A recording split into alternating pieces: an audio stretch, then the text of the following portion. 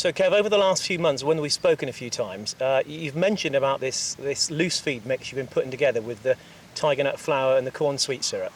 Can you tell me a bit more about it?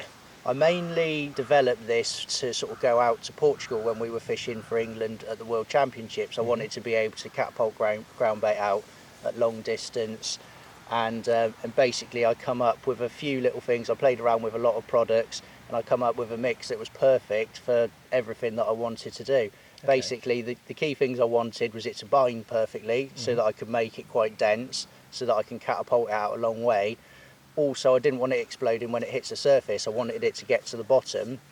And the third key thing is I wanted it to break down quite quickly when it got to the bottom. So I had to play around with a lot of products, and I come up with a formula that ticked all the boxes, basically. Okay. Yeah, so right. I guess you're going to want me to show you if you could how show I mix us, it up. If you can show me how you mix it and that sort of thing, that'd be basically the ground bait I use is Tiger Nut Flour. As the name suggests, it's just pure tiger nuts, just completely ground down. Tiger nuts are naturally very, very sweet, very high attract, and carp absolutely love them. So let's pour some of that into my mixing bowl to start with. Okay. The second key ingredient, as I mentioned, is my corn sweet syrup. Basically, is a real thick, gloopy syrup. And traditionally, most people mix ground bait with water. Yeah. Now, if you mix ground bait with water, it doesn't bind that well. Water doesn't do that much to make it stick. Whereas if you use the corn sweet syrup as opposed to water, it's really sticky. And as you can see, it's really thick. Yeah. Really thick syrupy. So just really mix a heavy. nice mixture of that in with it. So what the syrup does basically, is a lot more attractive than water. Yeah. B is a lot thicker, so that once you start mixing the ground bait up, as I'm just about to do, just run your fingers through it, mix it through, and just keep adding a bit at a time. Okay. It helps it bind a lot better, okay? Because it's really sticky, it makes the ground bait completely stick together, basically. Sure. So it helps with the binding. It helps it bind. And you don't use any water with this at all? No water whatsoever. Okay. So just a nice helping of the corn syrup. Yeah. I mean, as you say, the corn sweet syrup is really thick and heavy and dense, but it's also it is a completely natural product, so nothing is added to it at all. No, exactly. But it's once I've got the ground bait mixed up, it's starting to take shape now. It's really easy to mix. Just keep mixing it through, as you can have a look, and it's now gone really sticky. Yeah. So it's already starting to bind up quite nicely. I see. Yeah, it is. Yeah, absolutely. Already starting to bind up quite nicely.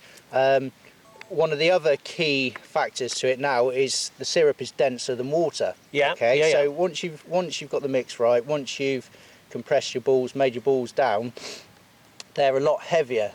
So when they're heavier and more dense, you can catapult them further. Of course, yeah. Okay, so that's another one of the key factors. So you have a look at that ball already, and that's a lot heavier than what it would be if you were mixing it with water. It is, yeah, so I can see that. Once I put that in a catapult, A is bound really well together. It's not going to break down in midair, not going to break down as soon as it hits the water. So I'm going to be able to achieve, I can get distances 100 yards.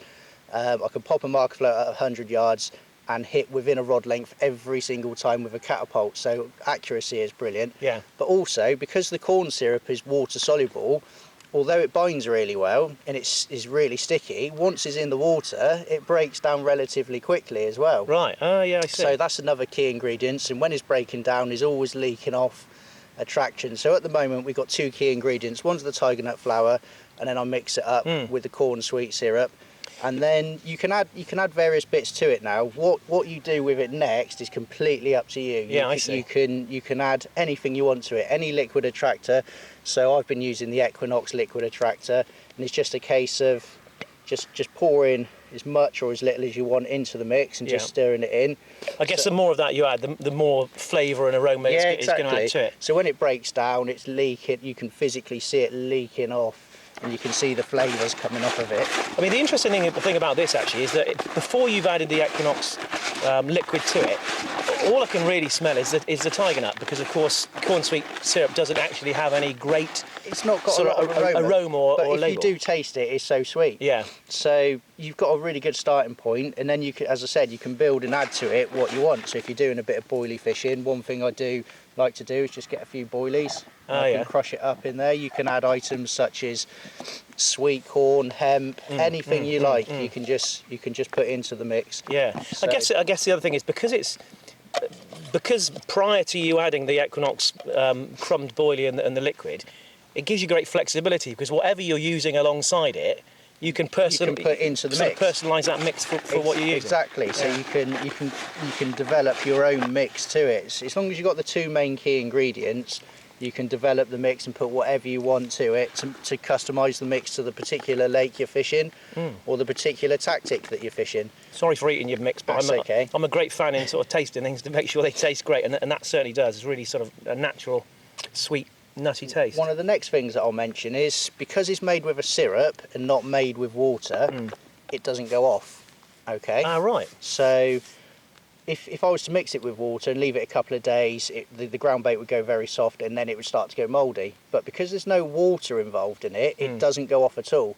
So you can. And you've tried that over a while, have you? I have, yeah. I've tried it over a period of months and months and months, and I've actually got some which I'll show you in this bucket that here's a ground bait ball that I mixed up 3 months ago. That it starts to dry out over a feeder. You can use a method mould and push it into a method feeder, and as I said, it's quite a quick breakdown as well. It's only a matter of minutes before, you'd think, because it's bound so well, you'd think it would take a long time to break down. Yeah, so you can also adapt how quickly it breaks down, as you say, in terms of how much liquid you add. And yeah, particularly if I was to put more crushed boilie in there, it helps break the ground bait ball up quicker as well, because there's more bigger items in there. It breaks it down, so you can use it as a carrier for whatever liquids, whatever solid items you want. You can, as I said, you've got the basics, the two basic products. You add what you want to it to do what you want with it. And because one other quick tactic that I have used with great success as well, because it binds so well, you can wrap it round your lead.